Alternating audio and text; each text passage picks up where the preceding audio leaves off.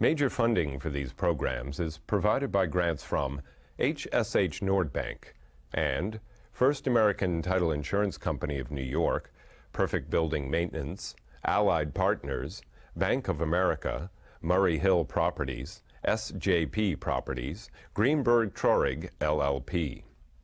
Additional funding is provided by grants from Antares Investment Partners, ARBOR Realty Trust, ATHENA Group, BRT Realty Trust, Burden LLP, C.B. Richard Ellis, City Habitats, City Investment Fund, CUSHMAN and Wakefield, Eastern Consolidated, Essex Capital Partners, Helmsley Spear, James D. Kuhn Real Estate Institute at Syracuse University, Jackson Development Group, Meridian Capital Group, McSam Hotel Group, Newmark Knight Frank, Moynihan Organization, Muss Development, PALIN Enterprises, Rosenthal and Rosenthal, Signature Bank, Sidney Fettner Associates, Stonehenge Partners, Studley, SUTPHIN Properties, the WITKOFF Organization, Extreme Construction and Deconstruction.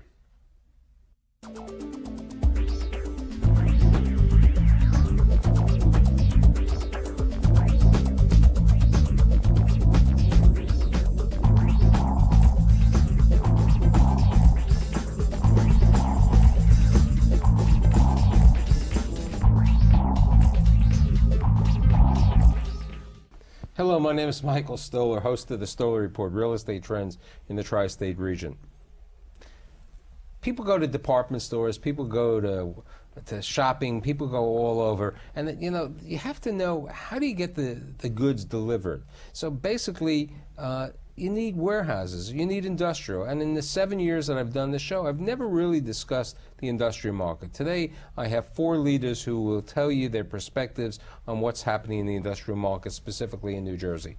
My guests are, I'm letting them introduce themselves. Frank Cacavo, Cushman and Wakefield. Ken Cohen, Pantheon Properties. Jim Murray, Panatone Development. Alec Taylor, Principal with Matrix Development Group. Whose brother was here 2 weeks ago. So, from my statistics, the largest industrial market is in Los Angeles, correct? Correct. The second largest industrial market in the country is Chicago. And the third largest industrial market is in New Jersey? New Jersey. Yes. How? What happened? Why is New Jersey, I mean, the third largest? I can understand Chicago's the Midwest, you know, it's a center, it's a core. Why New Jersey? Well, it is 750 million square feet, and by some counts, by some counts larger, I think legitimately higher. And it's look at the locational advantages New Jersey has. Look what it's in between, not just New York and Philadelphia. Well, what's it in between? Philadelphia and New York. You're familiar with it? Boston, Washington, and from New Jersey you can service all the way up to Maine, down to the Carolinas, or even Florida. So when you think about these buildings, you got to think about what area they're servicing, and in theory, get into the middle of the area that they're servicing. And most of them, Frank, with all the time that you've been with Cushman, the largest majority of these industrial buildings are on the New Jersey Turnpike? I would say that the vast majority of the industrial development falls within 3 miles east or west of the Turnpike corridor in the state. That's not to say that that's where it's limited to, because as you travel out Route 80 or up 287, there are industrial markets that are significant, but the primary distribution route, the primary development path, is south of the George Washington Bridge along the Turnpike corridor, and we calculate that 750 to 800 million square feet down to about exit 6A on the Turnpike. Now when I'm on the Turnpike, I always see a lot of industrial, or they look like industrial buildings in Newark or Port Newark. Is that, and you have a major property that you're developing, 1.2 million square feet? 1.2 million at exit 12 in Carteret. And that's the other driver for why there is so much warehouse distribution here. Just like in LA, we're the close deepwater port, and all of this product, or most of this product, is coming in from China anymore. We are a backup port to Los Angeles. When they experienced their strike a couple of years ago and shut the ports down on the West Coast, made the East Coast ports that much more important, if not as a primary route, as a backup route. And so people are splitting their shipments. And the Port of New York and the dredging that's going on and the rebuilding of infill areas like we're doing is something that I think is going to continue. Let's talk about the infill of what you're redoing, because, you know, you have X amount of land, you know, and, you know, it's how do you rebuild, and what do you do in the dredging, and what happens, especially with New Jersey and the brownfields in New Jersey and the environmental crap and all the rest? What do you do? Well, that's a long question and even a longer answer, but we'll try to condense it. Is as it's become more and more difficult to develop in the greenfield areas of the state, and the state has focused our attentions on smart growth and the state plan to build where current infrastructure exists, where labor populations exist, and where you have brownfield sites that really aren't... For my audience, explain what a brownfield site is. Brownfield site, in Carteret, in that instance, the brownfield site was 3 municipal waste landfills that were leaching 30 million gallons of leachate into the surrounding Rahway River and the wetlands for the last 100 years. And what we did there is cap the landfill, solved an environmental problem, built a rateable. We're finishing up that project now. When it's tenanted, you know, we'll provide jobs to local people. The other brownfields, we have a project in Perth Amboy that's a brownfield site that was heavy industrial use. It was a copper refinery and a secondary lead smelter from the 1800s. So you're dealing with historical, usually fairly gross contamination, things that prior to this people didn't want to touch. You know, in today's world, you know, you hear about LEED certified buildings, you hear about green buildings, and I hear from you environmental toxic waste. I mean, yeah, but those are LEEDs issues. Building on brownfield sites gets you a nice chunk of LEEDs points, and the qualifications that are being applied to office buildings and mixed-use buildings are going to be applied to warehouses. It's going to become a matter of course in responding to requests for proposals. The major corporations that are out looking for space, they are going to require LEEDs on all buildings. As of yet, though, that hasn't happened. One of the issues with the trend in green as applied to distribution facilities or warehouses is there is no LEED certification yet. So you can't necessarily present your distribution facility, what you call the warehouse, as LEED certified. But the brownfield developments that we've done, that Jim has done, are entirely consistent with the spirit of that trend. I mean, for environmental purposes. Absolutely. Now, my question is, when I hear industrial, when my audience hears industrial, these are basically, you know, are you saying most of this is coming in from China or other places? I mean, when I remember, and I'm going to age myself, as I said prior to the show, maybe it was Hart's Mountain, and maybe it was my colleagues, the Mack family, who built industrial in Bergen County or in you know, Secaucus, which you know, in that market, and those were places where I think Ken, you said it was great for them to go there because it was close to New York City. I mean, it's still a major driver. I think a major driver is where people live and where they're going to keep in touch with their product. That's, as a developer, one of the things we like is to be able to reach our product within a half hour, 45 minutes. But, you know, as far as imports, it's all imports. We you know, it's kind of devastating. You walk in and out of buildings that we look at buying and redeveloping, and it's manufacturing facilities that are being shut down. And those facilities can sometimes be repositioned into distribution facilities. You know, you mentioned the Targets and the Walmarts of the world. Another thing is, you know, we live here in New York City. Everything that you eat in your favorite restaurant, how does that get there every day? You think they're going to store a week's worth of milk in their, you know, several $100 a square foot retail space? Of course not. They bring it in from a redistribution warehouse, and it's got to be within about a 50-mile ring. So it's one of the things that we do, other than the bulk distribution, is what I call last mile logistics. You're not driving a 16-wheel truck down the streets of Manhattan to deliver plastic products and cups and milk and foie gras. It's a smaller box truck that has to come in from an area we've defined as about 50 miles from the city. And Frank, would you say a lot of what Ken is saying is a lot of the food distribution? I remember, I think one of the large food distributors who used to distribute for Gristedes, I forgot their name, DiGiorgio. They were based in New Jersey. Are most of the food distribution places in New Jersey? Well, there are several large ones. Certainly all of the large grocery stores, The or grocery chains, which is Wakefern, Pathmark, ShopRite, the ShopRite, and Stop and Shop. Pathmark, all have distribution facilities in New Jersey. DiGiorgio was, I believe, acquired by White Rose, who has a very large distribution presence in the state. And as Alex said earlier, and as Ken alluded to, the products and the proximity to Manhattan, food being obviously perishable and more sensitive, the ring around the city is... You've also got it coming out of Hunt's Point, about 70% of the food fresh coming produce. to Manhattan. It's fresh The food, fish, but meat, you know, produce. I remember, and I was saying prior when we were doing the show with your brother on Newark and other things about Jersey City, didn't Jersey City at one time, and let's maybe age, maybe I'm older than you guys, didn't Jersey City have a lot of distribution facilities? It still does. Still The Port Jersey market has millions of square feet of distribution space. Now, But the old Jersey City was rail driven, and that's what's missing from Jersey City today. And it's actually a component I think that's missing from a lot of the port distribution warehouses today is the rail aspect. Absolutely. Particularly vis-a-vis the ports to the south, many of which are expanding as we're expanding. You look at Norfolk and the Heartland Corridor project down there, significant investment in rail such that when the product comes through the port, it quickly gets into that corridor, which will ultimately link up with Columbus and up into Chicago. That is an issue with New Jersey at the moment, is what happens after the product gets into the port.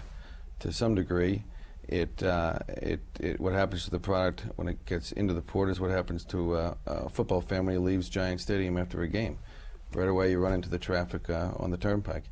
And how we get our product from the port down to our facilities at 8A, 7A, 10, 12, elsewhere let's is talk. important. We're over here. If I take the turnpike, I get off. If I go to Holland Tunnel, I'm at exit 13. 14.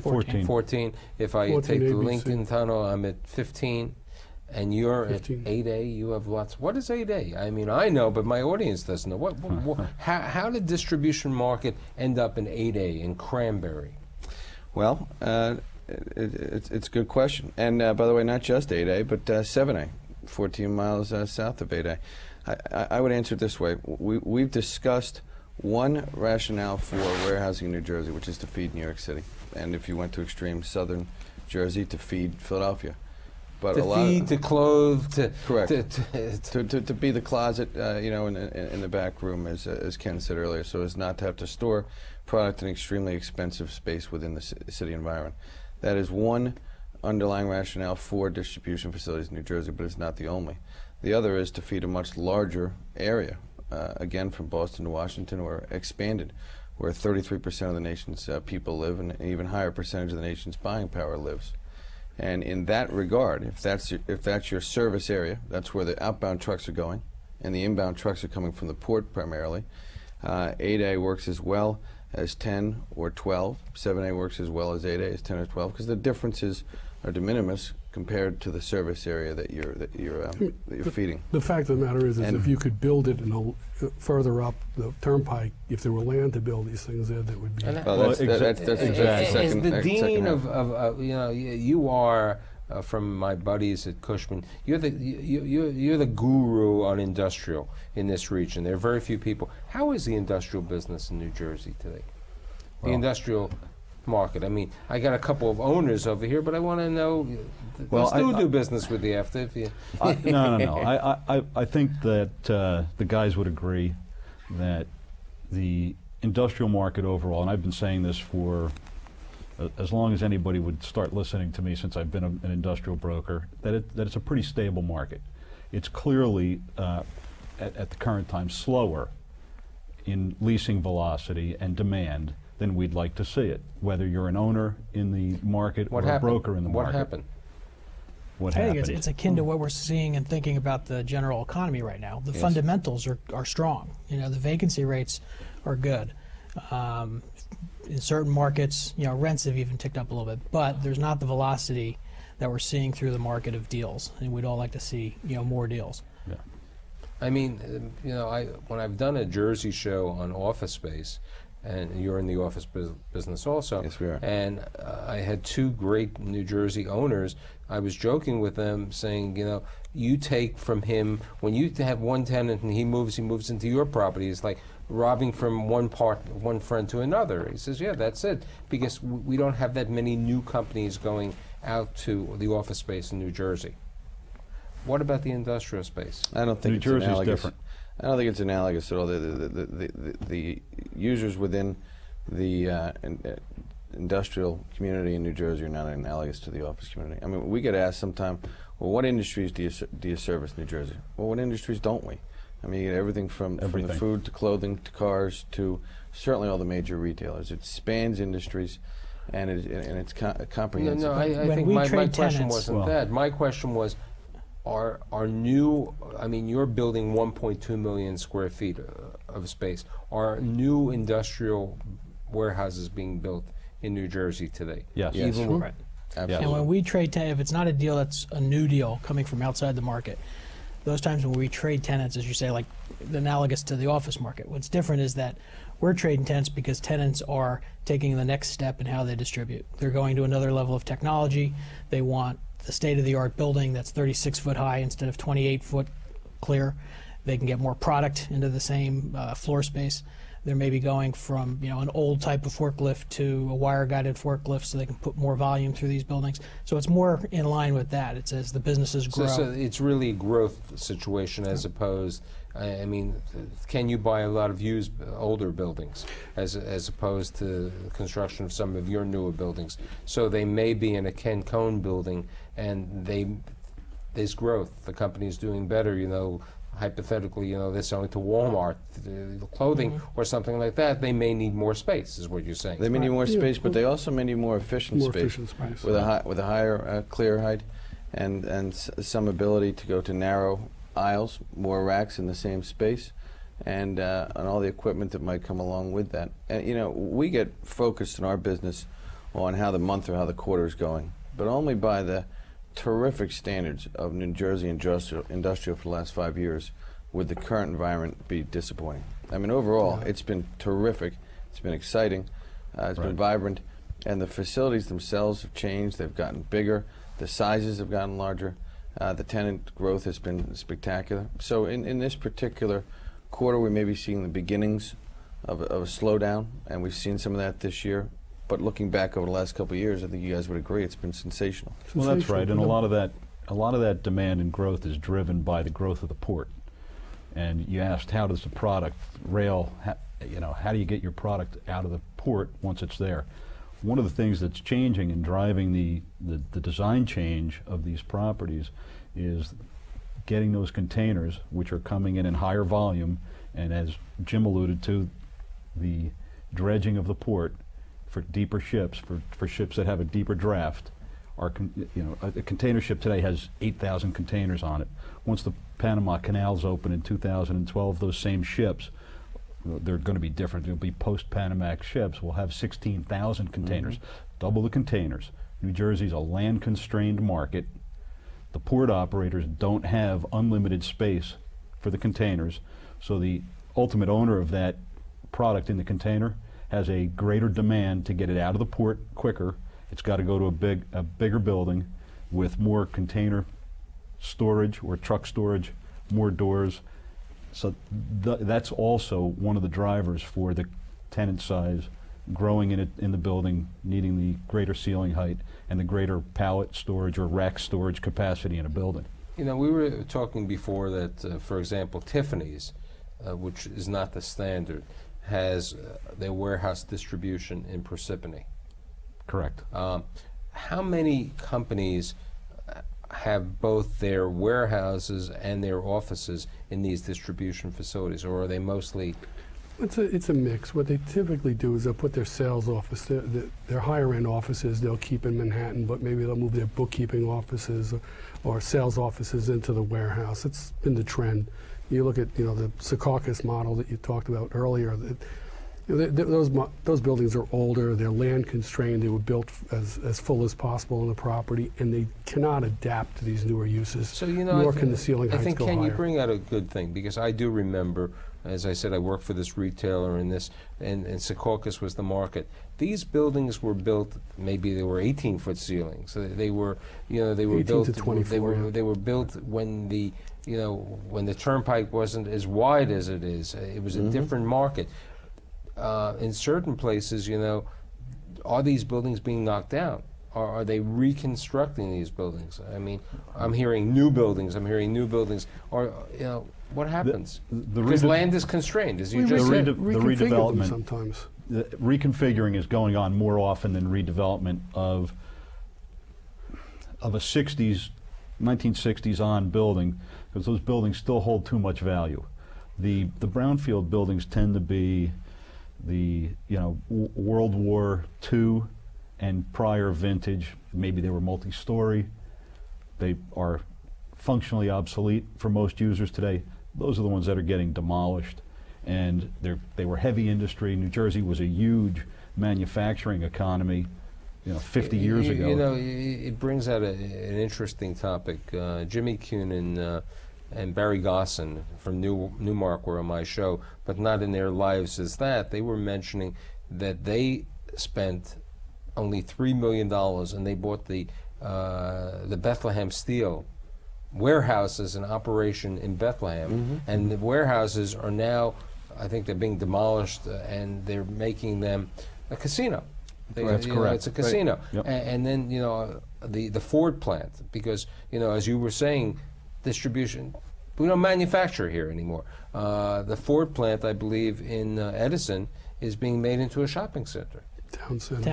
Town center. You know, and, you know, so the world has changed. You know, we're not a manufacturing. America doesn't manufacture anymore. Very low. I mean, it's more of the distribution. Do you see a number of these industrial sites being converted to either like the town center, which is in Edison, or do you see them, I mean, I don't see in New Jersey right now because Atlantic City is so anyway for gambling. Do you see any of these being reconverted to any other purposes?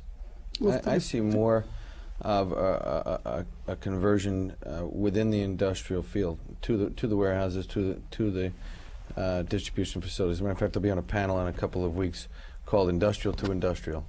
And it's essentially how the older industrial buildings are being reformatted into new distribution facilities, but staying within type. Pardon me, very much updating new ceilings and all the things we just discussed to make the product flow through quickly, which makes it a distribution center versus a warehouse, but still staying within that industrial type, as opposed to putting into a retail or lofts or you know, a residential. We just got designated to be redeveloper on a track that is excess land to an old manufacturing facility. The manufacturing facility was re-tenanted for smaller tenants. And the town's redevelopment plan for the excess land was smaller buildings, manufacturing based. That's what they wanted. And they sat for 5 years and didn't get a single deal. And they finally changed their plan at our request and went along with our plan, which is to take that excess land and to do the big box distribution. They could sit and wait all day. They're not going to get, you know, the 100,000 square foot manufacturing use that they wanted. You know, we talk about industrial, you know, but everything, you know, recession, economy, everything is banks, financial institutions. What's financial institutions feeling on the industrial market in New Jersey? Will they lend? How much? Do they like that market? I'd say they'll still lend, and they're bullish. Absolutely. Absolutely. It's diversification for them. From a debt perspective, absolutely, they are bullish, and they're mindful that there's some vacancy issues now. Again, by the standards that we've set there, the vacancy issues are not great. They're 7 to 8%, you know, north and central Jersey. So they're mindful of that, but I think they're very bullish. You know, access to debt is not an issue for construction of a good warehouse project right now. I mean, I still remember, you know, in the mid-'90s when a number of the retailers who were based in New Jersey, Petrie, Jamestown, you know, a number of them went out of business, and they had their warehouses and distribution. And a number of financial institutions that I was involved with or that we'd lend, we were worried about the industrial market. You're saying it's a different perspective today. Absolutely. We were very successful taking, maybe you knew them, Jonathan Logan had a warehouse just outside the Lincoln Tunnel 200,000 square feet, and we divided it up into multi-tenant, have 11 tenants in it who can live with 16-foot ceilings. They're quite happy with it, distributing to New York. I happen to remember Jonathan Logan rather well. They were at our own age, but no, they were a premier apparel company, and they went out of business. And depending on the configuration of the building, you can re-tenant it to multi-tenant. We like to differentiate ourselves with high land ratios if we can find them, because as Frank mentioned earlier, parking is just key to this this market today. As more business shifts to the port, which we believe it will, it was all shifted over to Los Angeles over the last few years. But when you talk land is limited, and you talk about parking, are any parking lots being garages being built on these sites so you can get the maximum amount of space for your industrial building, and also that you can have enough parking? Yeah, you absolutely have to. It's a necessity. And even parking around the city, we have a parking lot for buses in the Bronx, 3 acres, solid bus parking, and we get a good rent for it because it's free bridges over to Manhattan. But what we're worried about parking for the most part are the trailers. As opposed to the parking of the vehicles. Of the automobiles. Right. We're looking for spots 28 feet to 53 feet. And one of the trends as these facilities evolve has been to a certain feet of trucks servicing a building at one particular time. You need to park them. You need to have them in waiting. And so the percentage of pavement you need to a building has gone way up, which means potentially the yield of a given prospective development lot can go down, right?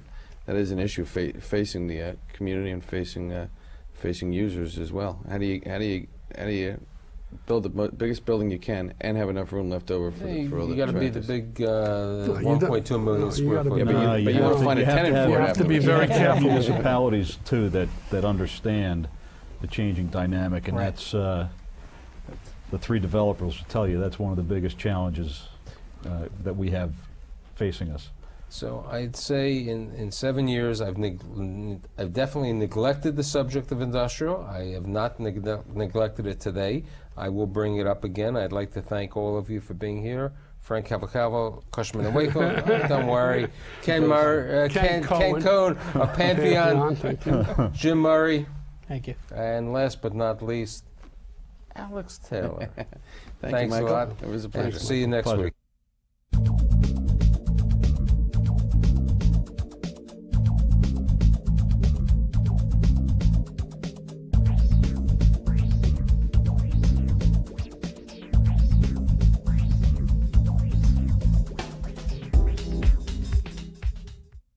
Major funding for these programs is provided by grants from HSH Nordbank and First American Title Insurance Company of New York, Perfect Building Maintenance, Allied Partners, Bank of America, Murray Hill Properties, SJP Properties, Greenberg Traurig, LLP.